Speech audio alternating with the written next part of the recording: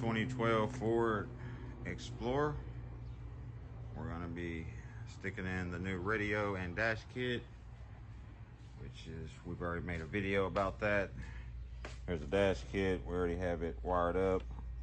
There's our connection. There's our quick connect in.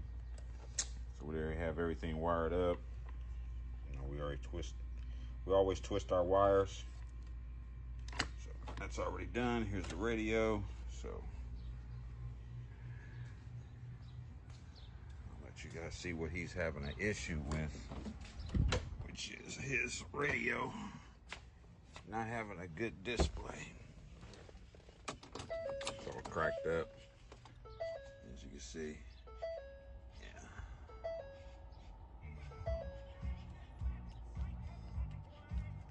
He's not having any. He's just stuck where he's been at. So we're gonna change that.